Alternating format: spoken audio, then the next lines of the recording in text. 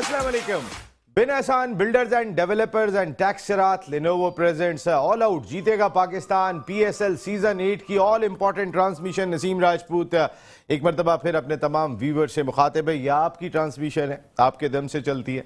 यहाँ बहुत सारे लोग ऐसे होते हैं कि जो दिल में बातें रख के बैठे होते हैं, लेकिन उन्हें कोई ऐसा प्लेटफॉर्म नहीं होता कि वो बात करें। तो फिर मेट्रो वन न्यूज़ अपने मेट्रोपॉलिटन सिटी के लोगों के लिए ये प्लेटफॉर्म लेकर आया।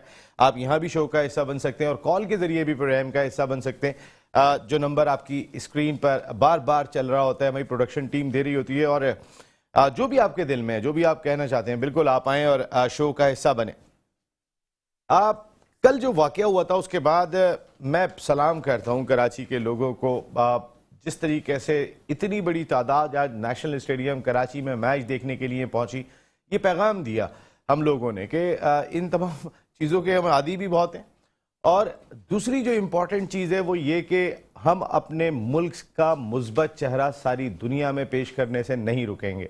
आज अवाम ने इतनी बड़ी तादाद में नेशनल स्टेडियम पहुँच कर ये एक ज़बरदस्त किस्म का पैगाम दिया। इससे हटके कि कोयटा ग्लैडिएटर्स और कराची किंग्स का मैच जो इस वक्त नेशनल स्टेडियम कराची में जारी है उसका रिजल्ट क्या होगा, लेकिन जो हमारे लोगों ने आज माशाल्लाह जौक दर जौक नेशनल स्टेडियम कराची पहुंचकर जो माहौल गरमाया, ये बहुत ही इंपॉर्टेंट था। आज हालांकि शहर में इतना ज़्यादा रश नहीं था, मैं जो शारे फैसल से भी आ रहा था तो फिर लोग ट्रैफिक काफ़ी कम था, लेकिन जो अच्छी चीज़ थी कि ये वो ग्राउंड था नेशनल स्टेडियम कराची के, वो तस्वीर इस वक्त सारी दुनिया में जा रही है और उसको हमने कामयाब बनाया और हमने ज़बरदस्त किस्म का एक पैगाम दिया। इसके लिए तमाम लोग, तमाम हमारे शायकीन क्रिकेट खिराज तहसीन के मुस्तहक हैं। मैच की बात कर लेते हैं तो आज कोयटा ग्लैडिएटर्स की टीम ने कोई हैरान कुन कम बैक किया है। आज पावर प्ले का कम तरीन स्कोर इनका था। एक वक्त ऐसा भी था कि 6.1 ओवर में 23 रन पर 4 विकेटें गिर गई थी।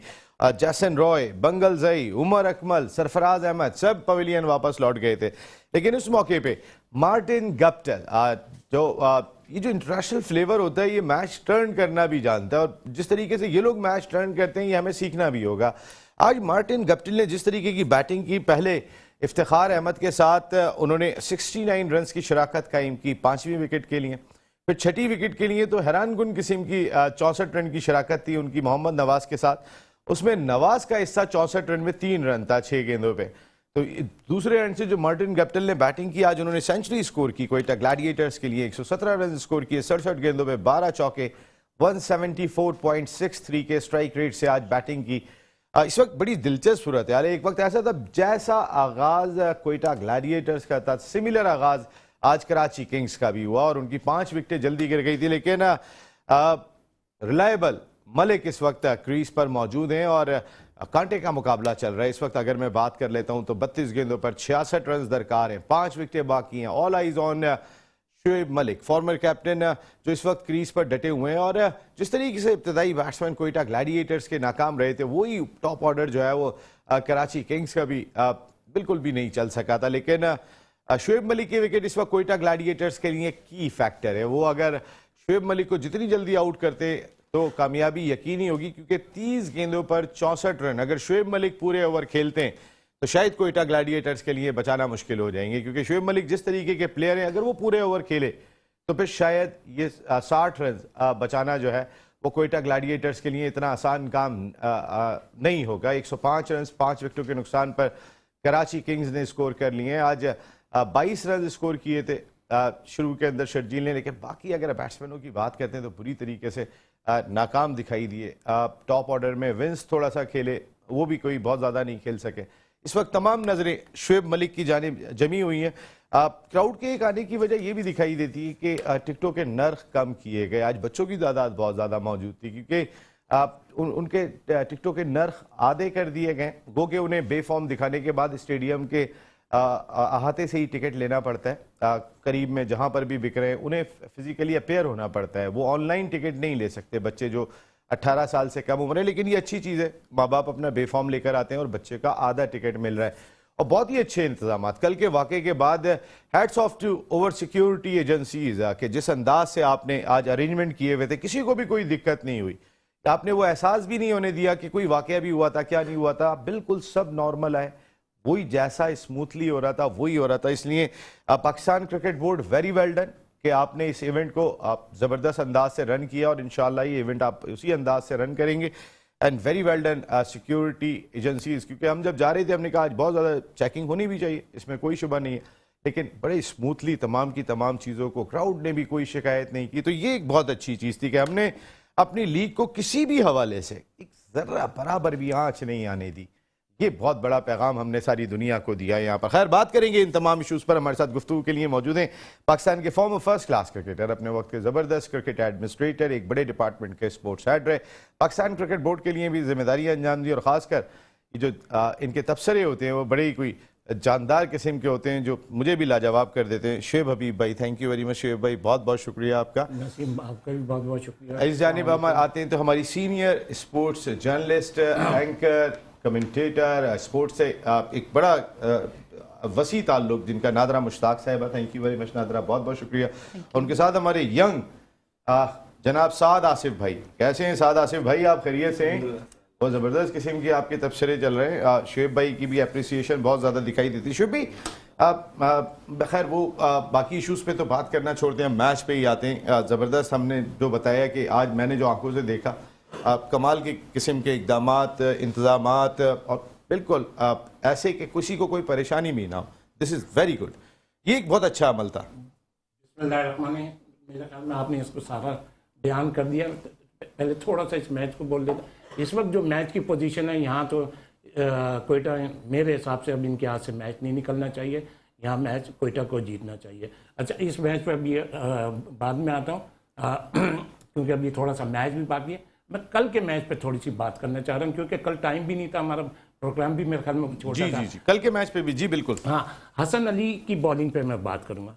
कल जो हसन अली ने बॉलिंग करी है ना, मैंने हाईलाइट्स में देखी, मतलब बहुत अच्छी गेंद करी है। और मैं ये समझता हूँ कि इस वक्त जो, मुझे नहीं पता कि ये कितने इस साल से खेल रहा है या कौन सा इसका सीज़न है, लेकिन मुझे ये ज़रूर लग रहा है कि इंशाअल्लाह ताला अगर इसको सही हैंडल करा गया तो ये पाकिस्तान का बहुत बड़ा असासा होगा और इसकी और शाहीन की बहुत अच्छी जोड़ी बनेगी।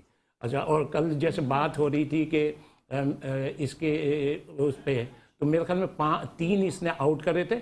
अच्छा, एक जो चीज़ थी ना वो सजदे वाली, लेकिन पता क्या, इसने अल्लाह मियां से दुआ करी होगी कि अल्लाह मियां मैं बाबर को आउट करूं, तो उसने वो जो बाबर को आउट करा ना तो उस पर उसने सजदा बहुत अच्छी बात है, बिल्कुल करना चाहिए शुएब भाई, ये तो जाहिर सी बात है, ये तो सजदा करना तो बहुत ही अच्छी चीज़ है। हाँ, तो ये वो चीज़। अच्छा, और दूसरी चीज़ ये इसने बाबर को आउट करके तो आधा मैच जीत लिया था।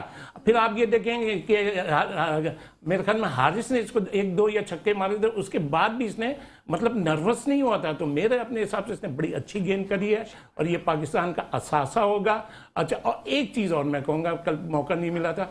अब देखें, अभी फेस्टिवल मैच खेले, उसमें क्या नाम है, वहाब रियाज ने 6 छक्के खाए। चले कोई बात नहीं, एक फेस्टिवल मैच था। उसके बाद उसने अभी जल्मी के लास्ट ओवर में उसने नो बॉल कर दी। चले वो मैच वो ये बच गए।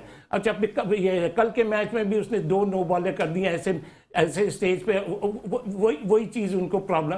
तो मैं ये समझता हूँ, मतलब नो डाउट कि आपकी बड़ी खिदमात हैं, आपने बड़ी पाकिस्तान को फतवाहत दिलाई हैं, क्रिकेट की दुनिया में आपका एक नाम है। तो मैं ये समझता हूँ कि अब आप छोड़ के किसी यंगस्टर को चांस दे दें। मतलब ये नहीं, अब आप क्या कर लेंगे? अब ये जितनी क्रिकेट खेल रहे हैं, फ्रेंचाइज की ये क्रिकेट खेल रहे हैं, क्या कर लेंगे आप? तो मेरे ख्याल में इन्हें आपको भी इस तरफ सोचना चाहिए। अब तो मिनिस्टर भी हैं वो, अब मिनिस्टर भी हैं, अब वो इस तरफ देखें, मैनेजमेंट की तरफ। लेकिन शुएब भाई, फिर भी अगर उनकी टीम इसको बेहतर समझती है, मिसाल के तौर पे जब तो खिला रही है, वरना टीम अगर नहीं समझेगी तो बाहर कर देगी। मैंने इसीलिए ना फ्रेंचाइज को बोला, ना मैंने इसीलिए किसी को बोला, मैंने इसलिए इसको क्या नाम है, वहाब को डायरेक्ट बोला है। मैं ये थोड़ी कह रहा हूँ, अब मिसाल के तौर पर अगर ये आउट भी कर लेता है, करता रहता है, तो पाकिस्तान टीम में तो इस पोजीशन में उसमें तो नहीं आ सकता। उनका तो स्टेटमेंट है कि मैं अभी आना चाहता हूँ। चलो, ये तो बात है, बस मैंने जो कहना था नसीम अभी कह दिया। बड़ी देर, 1 घंटा है अभी, 1.5 घंटे प्रोग्राम में, थोड़ा सा मैं भी रेस्ट ले लूँ। थोड़ा सा रेस्ट ले लें, फिर उसके बाद जाहिर है आपकी तरफ तो आना ही पड़ेगा आमिर। वैसे ओवरऑल आज जिस तरीके का कमबैक हमने देखा कोयटा ग्लैडिएटर्स की जानिब से, बहुत ही कम देखने को मिलता है। एक वक्त ऐसा था नादरा कि 23 गेंदों पे 65 रन बने हुए थे, 11-12 गेंदों पे 43 रन बने हुए थे। तो जिस तरीके की लास्ट में हिटिंग की है वो बहुत ही लाजवाब मार्टिन गप्टिल की जानिब से। बिल्कुल। मैं तो जब 4 विकेटें गिरी हैं कोयटा ग्लैडिएटर्स की 23 पे जब 4 आउट मैंने देखे तो मुझे तो लग रहा था आज भी हाथ से स्लिप हो गया मैच। बहुत मुश्किल सूरत हाल दिख रही थी। लेकिन यहाँ पर फिर वही बात कि जिस तरह गप्टिल जो है फर्स्ट में इतना ज़्यादा क्लिक नहीं हुए थे, लेकिन वो कहते हैं ना कि तजुर्बे का कोई नेमुल बदल नहीं होता। और ये जितने भी फॉरेन प्लेयर्स हैं इनकी एक बहुत ही ज़बरदस्त बात जो मुझे बड़ी मुस्बत नज़र आती है वो ये कि ये पहले आपको जज करते हैं। इनके आप देखें ना कि हर प्लेयर जो है वो पहले आपको रीड करता है, उसके बाद सेटल डाउन होने के बाद ये हिटिंग करते हैं, उसके बाद खेलते हैं। इन्होंने 2-1 मैचेस खेले, यहाँ के पिच से हम आंग हुए, उसके बाद इन्होंने देखा कि किस तरह से हम शॉट्स लगा सकते हैं। तो इनकी प्रिपरेशन जो है ना वो बहुत ही अमेजिंग होती है, जबरदस्त होती है। अगर हम अपने प्लेयर्स की बात करते हैं तो जैसे हैदर अली आते हैं, जस्ट वो आते ही ना मिस टाइम कह सकते हैं उनको, वो आते ही शॉट्स लगाना शुरू कर देते हैं। तो वो चीज़ जो है वो थोड़ी सी नेगेटिव हो जाती है, जो कि आज हमें नजर आई कि हैदर अली ने आते ही वो चाह रहे थे कि मैं बाउंड्रीज कंसीड कर दूं। ऐसा नहीं होता, आपको थोड़ा सा ठहरना पड़ता है, थोड़ा सा आप जज कीजिए बॉलर्स को, पिच को, किस तरह टाइम लें, थोड़ा सा इतनी जल्दबाजी भी नहीं होती है। तो मुझे लगता है कि जो फॉरेन प्लेयर्स हैं उन्होंने बड़ी अपनी जो तैयारी की हुई होती है। मार्टिन गप्टिल वो जाहिर से तजुर्बेकार हैं, कभी तो उनका बैट चलता है कभी नहीं, लेकिन अभी जो मैं देख रही हूं वो ये कि बहुत ज़्यादा सेंसिबल उन्होंने बैटिंग की है और इसी वजह से काफ़ी हद तक रन्स बन गए कोयटा के, जो कि लग ऐसा रहा था कि बहुत मुश्किल है। उनका साथ भी दिया इफ्तिखार ने, तो इफ्तिखार भी आज अच्छे चले। इफ्तिखार तो अच्छे चले, लेकिन इस वक्त जो शोएब मलिक चल रहे हैं वो सब देख रहे हैं कि पिछले ओवर में नसीम शाह को छक्का लगाया और इस ओवर में नवाज को 1 छक्का और 2 चौके लगा चुके हैं। तो अब इक्वेशन कोई बहुत ज़्यादा मुश्किल दिखाई नहीं दे रही है। 19 गेंदों पे 38 रन दरकार है इस मैच में फतह के लिए कराची किंग्स। और मैं जो बात कह रहा हूँ, शोएब मलिक अगर खड़े हुए और वो पूरे 20 ओवर तक गए तो फिर कोयटा ग्लैडिएटर्स के लिए मैच बचाना बिल्कुल नामुमकिन ही हो जाएगा, क्योंकि शोएब मलिक जिस अंदाज के प्लेयर हैं, आप वो हिटिंग करना भी जानते हैं, उन्हें पता है कि किस बॉल को कहाँ खेलना है, वो तमाम की तमाम एबिलिटीज़ उनमें दिखाई देती है। वैसे अभी मैं आता हूँ शोएब मलिक और कराची किंग्स की बैटिंग पर, लेकिन ज़बरदस्त किस्म की परफॉर्मेंस आज है। कोयटा ग्लैडिएटर्स का मोरल कुछ बचा होगा, क्योंकि अगर मैं पूरा स्कोर कार्ड देख रहा हूँ तो उसमें 117 मार्टिन गप्टिल के दिखाई दे रहे हैं, 32 इफ्तिखार अहमद के दिखाई दे रहे हैं और उसके बाद तीसरा बड़ा स्कोर एक्स्ट्रास का है जिनकी तादाद 6 है। यानी कोई तीसरा बैट्समैन 6 रन भी नहीं बना सका। साद मियां की तारीफ करना चाहूँगा जिन्होंने इतना अच्छा स्टार्ट दिया। फिर जब 23 पे कोयटा के 4 आउट हो गए तो मुझे इतनी एक्सपेक्टेशन नहीं थी। आई वाज थिंकिंग कि जितना पहले मैच में उन्होंने टोटल किया, अब मुझे लग रहा था कि या तो उतना ही होगा या उससे और कम होगा। फिर मैंने कुछ दिनों पहले प्रोग्राम में बोला था कि गप्टिल एक ऐसे प्लेयर हैं, एक ऐसे बैट्समैन हैं जो अगर उनकी लंबी इनिंग्स लिखी हुई है तो वो पहले सेट होते हैं, वो पहले बॉल जज करते हैं, वो पहले पिच जज करते हैं, उसके बाद अगर वो पिच पे रह गए तो वो फिर रन स्कोर लाजमी करते हैं। फिर हम आएंगे, फिर जब मैंने उमर अकमल का उनका आउट देखा तो उस आउट होने से एक पहले बॉल पे उसी तरह का उन्होंने रूम करके चौका लगाया, लेकिन नेक्स्ट बॉल पे उन्होंने बड़ी पुअर टेक्निक से वो उन्होंने रूम बनाया जिसकी वजह से उनकी विकेट चली गई। फिर गप्टिल का स्टैंड लिया इफ्तिखार ने, जो कि बहुत अच्छी बात थी। फिर जो असल मैच जो चेंज हुआ, जो हमें लगा कि कोयटा अब मैच में वापस कर चुकी है, वो लास्ट की 11 बॉल्स थी जिनमें गप्टिल ने 40 रन बनाए और एंड्रू टाई का स्पेशली हुआ जिसमें उन्होंने 3 चौके 3 छक्के लगा के 30 रन बनाए। फिर कराची की स्टार्ट पे आते हैं। हैदर अली हमारे काफ़ी अच्छे बैट्समैन एक अरसे से नहीं चले, लेकिन आज भी वो 2 चौके लगा के, जिस तरह नादरा मैम ने बोला कि आते साथ ही बाउंड्री कंसीड करना, उस तरह ऐसे नहीं होता। और कल जिस तरह शोएब सर ने आजम खान की तारीफ करी थी, वो अब सेंसिबल उनकी बैटिंग में सेंसिबिलिटी दिख रही है हमें। जिस तरह जैसे कि हमारे नॉर्मल बैट्समैन होते हैं, उनके इस्लामाबाद के मैच में 30 बॉल्स पे 33 रन चाहिए थे, तो अक्सर बैट्समैन हिटिंग पे जाते हैं कि जल्दी मैच खत्म हो। आजम खान हालांकि 5 आउट होने के बावजूद उन्होंने सेंसिबल खेला और मैच को एंड तक लेके गए। तो अभी तो जब तक आपने बोला शोएब मलिक खड़ा हुआ है तो अभी मुश्किलात पिक्चर अभी बाकी है मेरे दोस्त। 18 गेंदों पे 36 रन, 12 की औसत। शोएब मलिक खड़े हुए हैं, लेकिन आपको याद होगा पेशावर ज़ल्मी के खिलाफ शोएब मलिक की विकेट गई थी, 2 ओवरों में 24 रन दरकार थे, लेकिन इस वक्त अनस्टॉपेबल बने हुए शोएब मलिक। जिस तरीके की बैटिंग वो कर रहे हैं नेशनल स्टेडियम कराची में। 17 गेंदों पर 35 रन दरकार है। शुएब भाई, आपने ऐसा नहीं कि जल्दी कह दिया कि ये मैच कोयटा जीत जाएगा? ठीक है देखिए जी, और मेरे अब भी मैं कहता हूँ कि कोयटा ही को जीतना चाहिए और जीत जाएगा, क्योंकि इस वक्त पाकिस्तान का सबसे मैच्योर कप्तान है उसके सामने, सरफराज। हाँ। तो यहाँ सरफराज इस मैच को नहीं निकलने देगा। और मैच तो मतलब आप ये समझ लें कि 15 ओवर तक तो कोयटा का कोई चांस ही नहीं था। अब इस स्टेज पे आके मैच निकलना भी नहीं चाहिए। रीजनेबल रन हो गए थे, वैसे भी मेरे अपने हिसाब से 150 तक के अच्छे रन थे।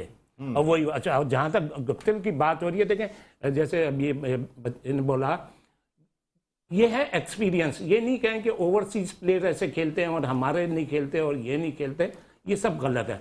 गुप्तिल ने भी कितने अर्से बाद जाके ये रन्स करें पाकिस्तान में, तो ये एक्सपीरियंस था। जैसे मैंने भी लास्ट मैच में क्या बोला था, ये मतलब एक्सपीरियंस है इनके पास, ये इनकी इंटरनेशनल भूख खत्म हो गई है। ये ऐसे प्लेयर हैं किसी दिन भी खड़े हो गए तो कर देंगे।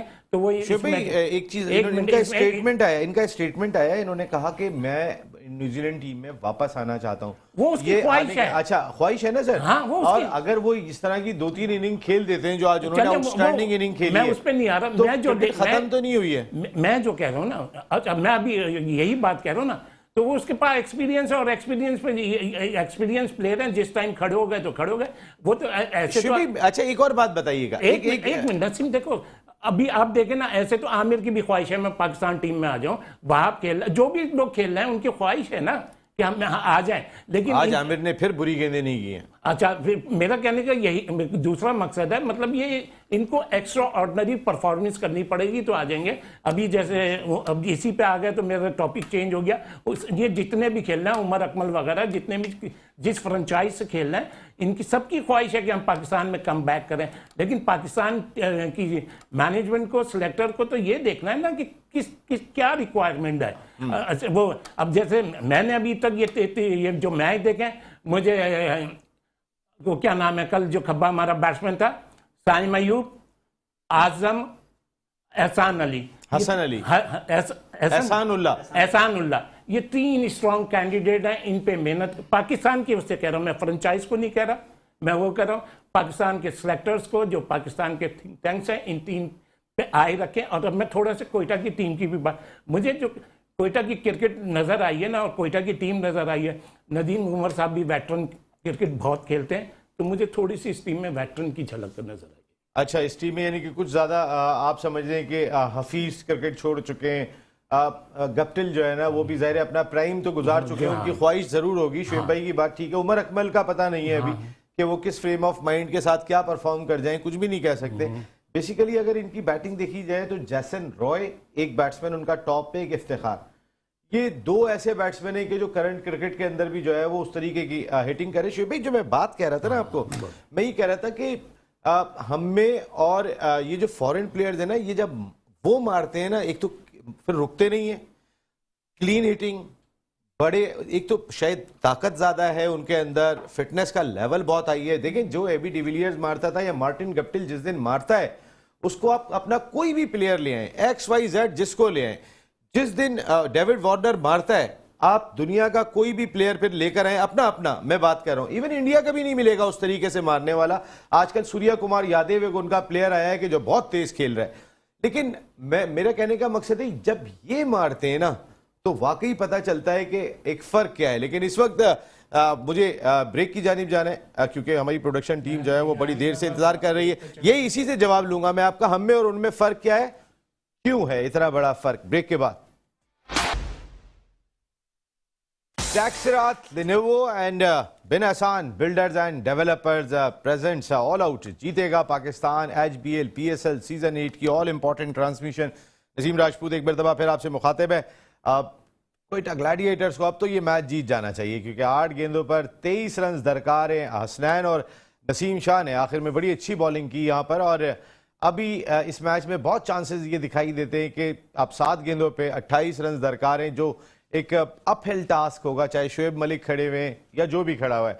लेकिन क्रिकेट में आखिरी बॉल तक कुछ भी नहीं कह सकते, क्रिकेट की तरह रंग बदलता है खेल। शुएब भाई, आपकी प्रेडिक्शन बहुत जबरदस्त थी, आपने उस वक्त कहा था जब शुएब मलिक फंसे हुए थे, और अभी भी खैर ये मैच चल रहा है। शुएब भाई, मैं बात ये कर रहा था, बल्कि एक साथ से लेके आते हैं। ये लोग क्रिकेट देखते हैं आजकल, बहुत फॉलो करते हैं। साथ हमारे प्लेयर्स में और ये जो इंटरनेशनल प्लेयर्स हैं, जब ये मारना शुरू करते हैं तो ये गिनते भी नहीं है।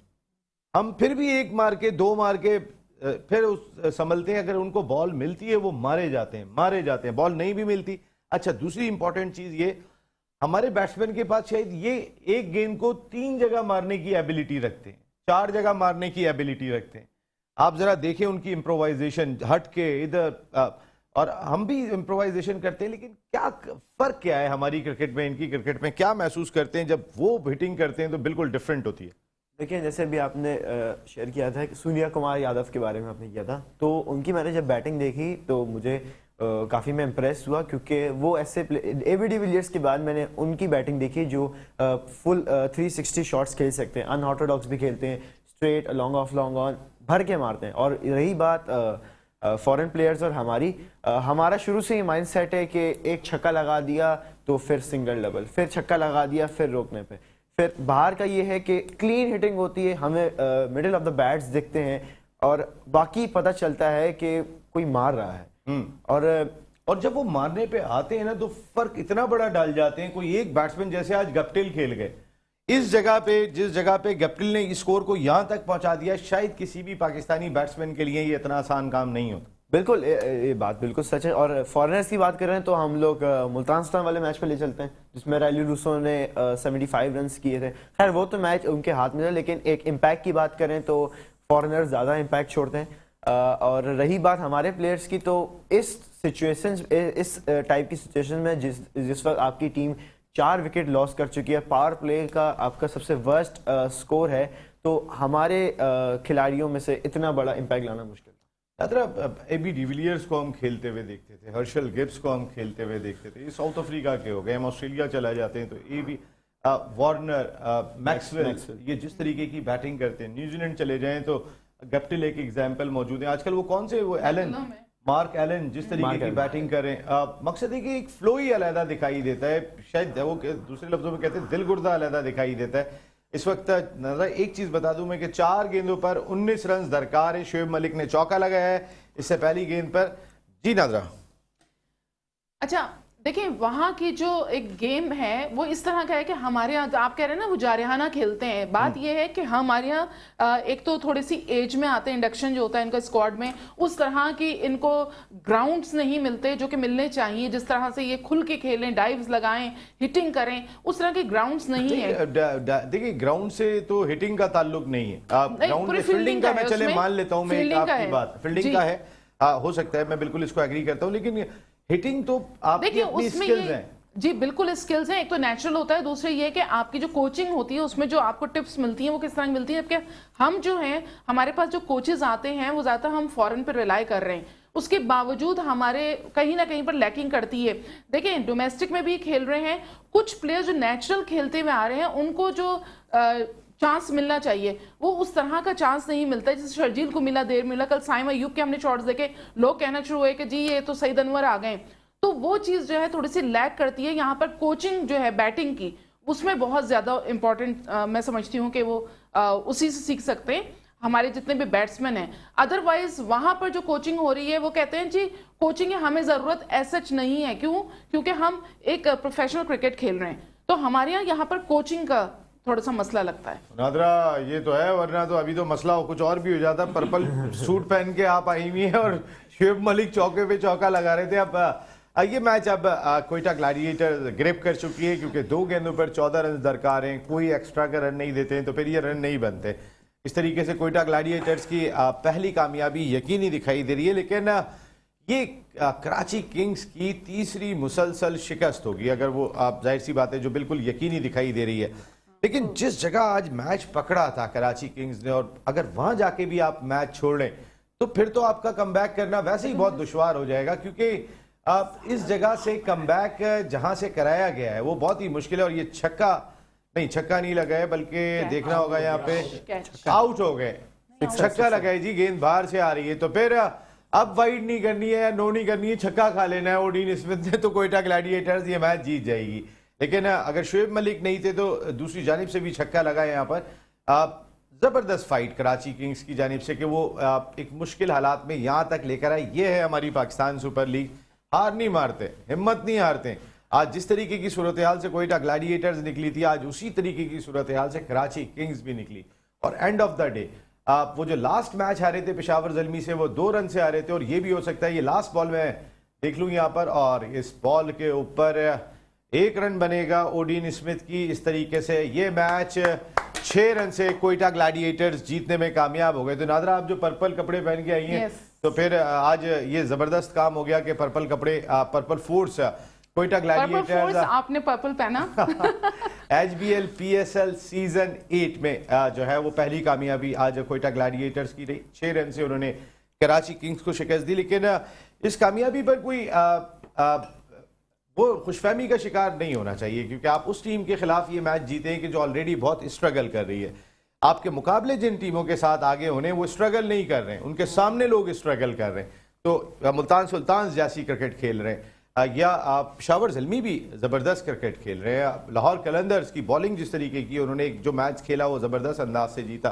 तो उस लिहाज से देखा जाए तो आप ये मैच ज़रूर जीतने में कामयाब हो गए। और दोनों टीमों के लिए ये यहाँ पे कहीं ना कहीं उनकी मैनेजमेंट के लिए सोचने का मकाम ज़रूर है कि अगर आप 23 रन पर 4 आउट कर लेते हैं, और वो भी 6.1 ओवर में, आप पावर प्ले का सबसे कम स्कोर देते हैं कराची किंग्स, और उसके बाद आप 168 बनवा देते हैं।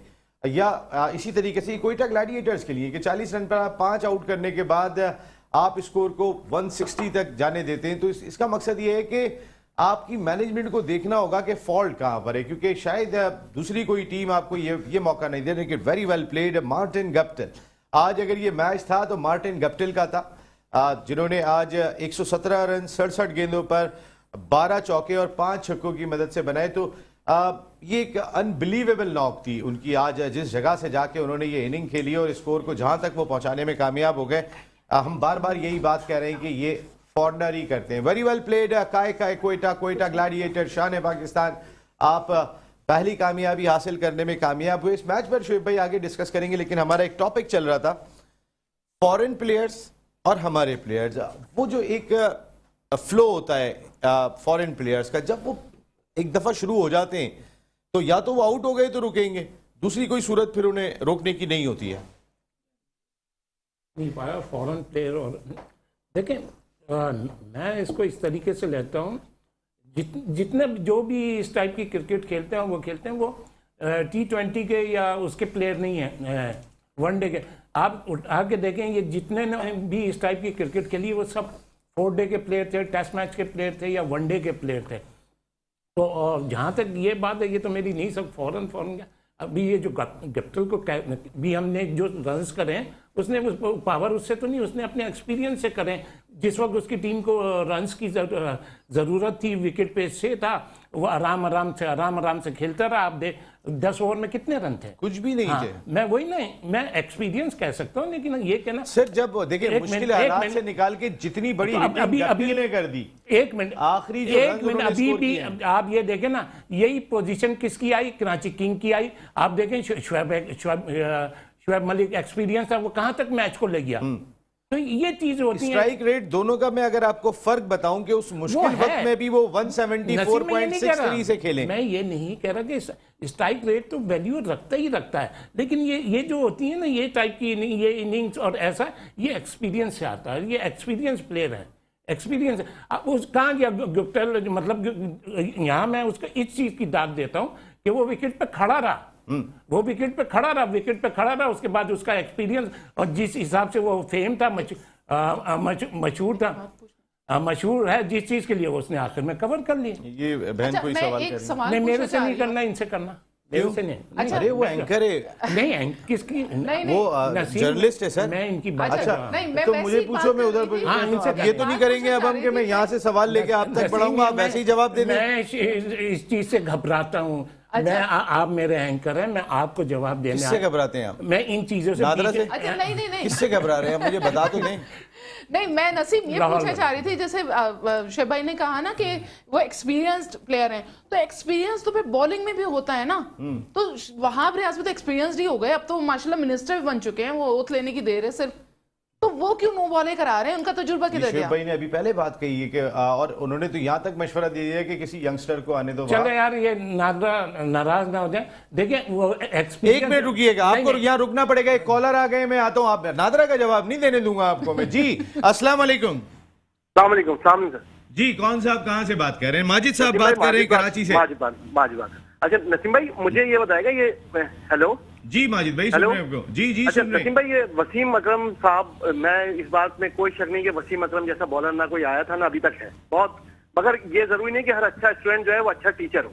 ठीक है सर, अब मुझे एक चीज बताएं कि 5 साल से आमिर यामीन को वसीम अकरम साहब ने रिटेन किया हुआ है ऑलराउंडर बोल के, और उस आमिर यामीन को रिटेन करके उन्होंने उमैद आसिफ को रिलीज किया, वकास मकसूद को रिलीज करवाया, अब्बास आफरीदी को रिलीज किया, और इन्होंने अरशद खान को रिलीज किया। मुझे बताएं, ये 10 मैचों में से 2 मैच खेलता है आमिर यामीन, उसकी परफॉर्मेंस क्या है? वसीम अकरम क्या रिश्तेदारी है वसीम अकरम की जो आमिर यामीन को रिटेन करके रखते हैं वो हर साल?